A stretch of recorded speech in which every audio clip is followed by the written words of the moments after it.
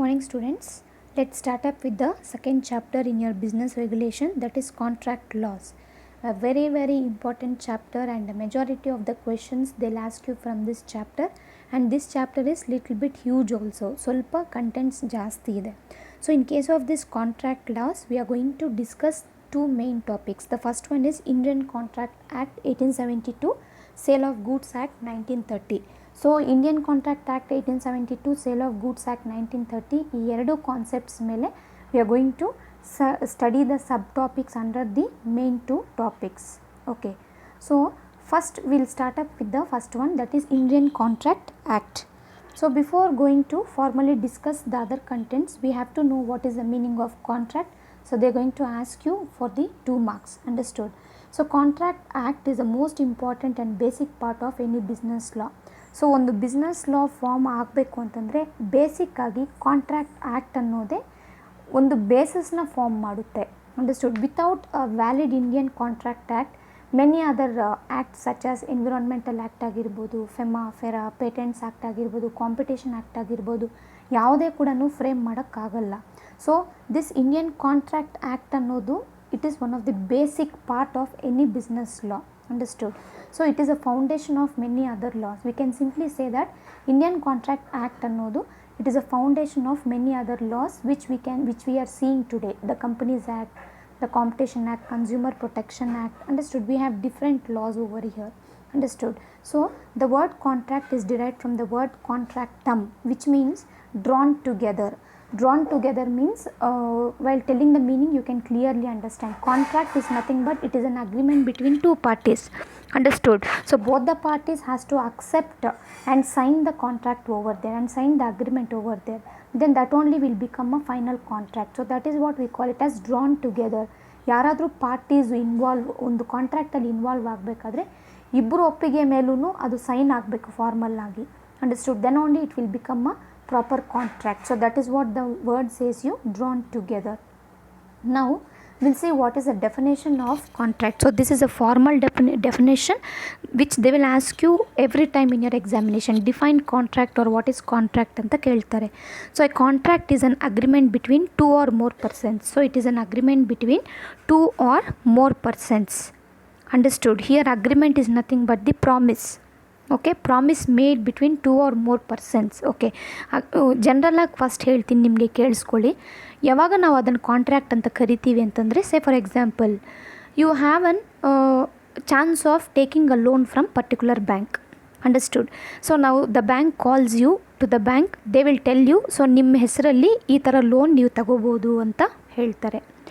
So the banker is going to tell you and you are going to accept it. Okay, ನಾನು ತಗೊತೀನಿ loan ಅಂತ ಹೇಳ್ತೀರಾ. This is a agreement. Okay, it is a promise between two parties. It is an agreement. Understood? So the one party is telling, the other party is accepting it. But ಏನು formal ಆಗಿ documents ಮೇಲೆ sign ಮಾಡದೆ, legal ಆಗಿ enforce ಆಗದೇ banker ನಿಮಗೆ loan ಕೊಡಲ್ಲ. Maybe you have said that there is a loan on your name, you can take, for that even you have accepted. But formal ಆಗಿ according to law ಅದು sign ಹಾಕಬೇಕು. Terms and ಕಂಡೀಷನ್ಸ್ನ ಓದಿ ನೀವು sign ಹಾಕಿದಾಗಲೇ ಅದು contract ಆಗುವಂಥದ್ದು. Understood? So there should be a mutual understanding between two or more parties involved in a contract. Then only we can say it is a full contract. ಯಾವಾಗ ಲಾ ಪ್ರಕಾರ ಅದು legal ಆಗಿ ಬರಲ್ವೋ ಅದನ್ನು ನಾವು ಕಾಂಟ್ರಾಕ್ಟ್ ಅಂತ ಕರೆಯೋಕ್ಕಾಗಲ್ಲ. It is only the agreement, that's all. So that is a difference between your agreement and the contract. So contract is an agreement between two or more persons which is intended. Intended is nothing but to perform a particular act. We call it as a intended. Understood? To be enforceable at law. See, agreement, it is a agreement between two parties. A contract is an agreement between two parties. Both the parties has to perform a particular act based on certain law, by obeying certain law, that we call it as enforceable at law. So ನಾನು ಬ್ರ್ಯಾಕೆಟ್ಸಲ್ಲಿ ವರ್ಡ್ಸ್ಗೆ meaning ಕೊಟ್ಟಿದ್ದೀನಿ ಅಷ್ಟೇ.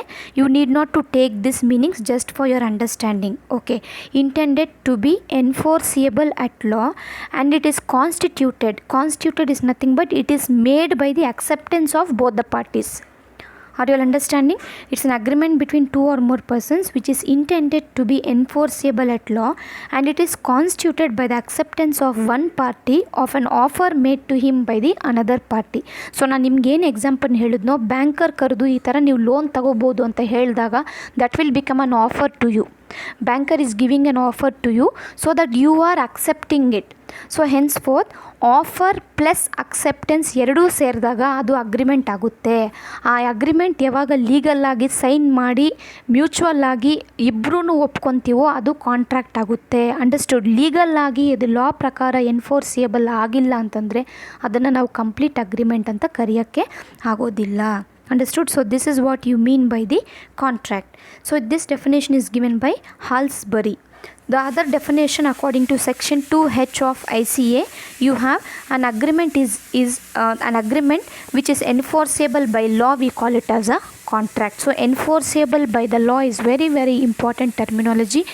Without the acceptance of the law, you cannot enter into a contract. If you accept the law terminology, if you accept the laws, then only you can become a complete person in order to accept the contract.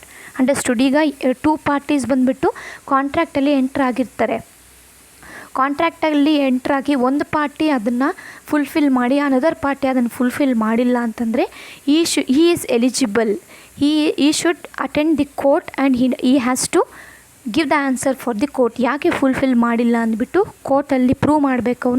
ಅವನದೇನಾದರೂ ತಪ್ಪಾಗಿದ್ದರೆ he is definitely going to pay the penalty for that. Understood? That is why enforceable by law is very very important. So ಈ contract ಅಂದಿದ ತಕ್ಷಣ ಇಲ್ಲಿ ನಾವು two major ವರ್ಡ್ಸ್ನ discuss ಮಾಡಬೇಕು. One is agreement, another one is legal consideration. You can see over here legal obligation, another one is agreement. So what is agreement? Agreement gives birth to a contract. So first of all ನೀವು ಕಾಂಟ್ರಾಕ್ಟಲ್ಲಿ enter ಆಗಬೇಕು ಅಂತಂದರೆ agreement is a main thing first. It is defined as every promise and every set of promises forming consideration for each other. ಈಗ banker ನಿಮಗೆ loan ಕೊಡ್ತೀನಿ ಅಂತ ಹೇಳಿದಾನೆ, ನೀವು ಅದನ್ನು ಒಪ್ಕೊಂಡಿದ್ದೀರಾ.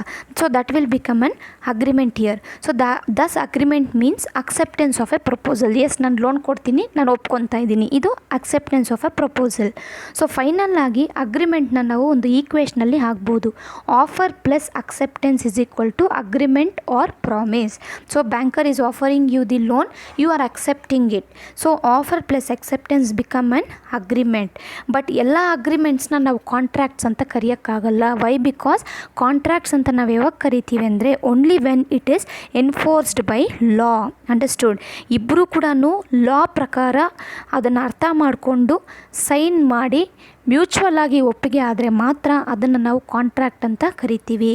ಸೊ ಅಗ್ರಿಮೆಂಟ್ಸಲ್ಲಿ ಮೇ ಬಿ ಒನ್ ಪಾರ್ಟಿ ಏನು ಪ್ರಾಮಿಸ್ ಮಾಡಿರ್ತೇನೋ ಫುಲ್ಫಿಲ್ ಮಾಡಬಹುದು, ಮಾಡದೇ ಇರಬಹುದು, ಅದನ್ನು ನಾವು ಹೇಳೋಕ್ಕಾಗಲ್ಲ. ಬಟ್ ಕಾಂಟ್ರಾಕ್ಟ್ ಅಂದಿದ ತಕ್ಷಣ both the parties has to fulfil their obligation, failing which they are answerable to the court. Understood?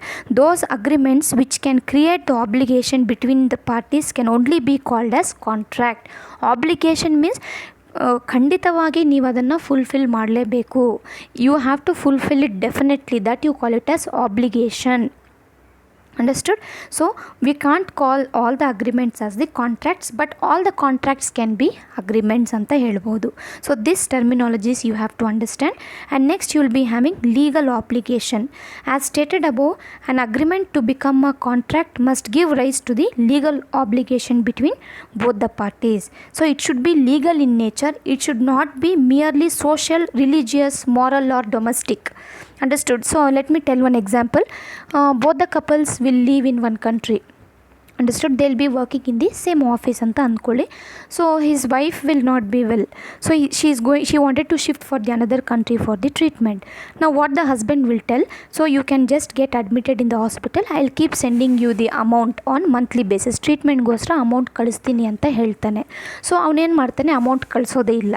2 months ಆದರೂ ಕಳಿಸಲ್ಲ, 3 months ಆದರೂ ಕಳಿಸಲ್ಲ, 6 months ಆದರೂ ಕಳಿಸೋದೇ ಇಲ್ಲ.